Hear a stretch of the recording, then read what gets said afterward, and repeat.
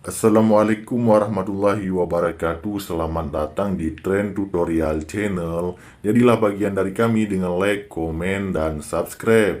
Nah, tutorial kita pada kali ini seputar aplikasi CapCut. Coba kita buka aplikasinya terlebih dahulu. Tutorial kita yaitu tentang bagaimana cara keluar dari aplikasi CapCut ini. Nah, bagi kawan-kawan yang sudah login baik menggunakan Facebook ataupun email dan juga TikTok ya, kemudian ingin keluar dari akun tersebut, caranya cukup mudah ya. Tinggal kita klik di pojok kanan atas di logo pengaturan. Nah, bukan di pengaturan ya, coba kita klik di saya di pojok kanan yang paling bawah di saya. Kemudian akan ada tampilan yang seperti ini. Ini adalah akun kita. Jika kita ingin logout ya, klik saja di pojok kanan atas di titik 3.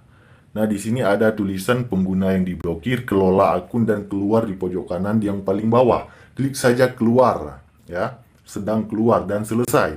Nah, begitulah cara logout di akun CapCut ini. Sampai jumpa di video kami yang lainnya. Assalamualaikum warahmatullahi wabarakatuh.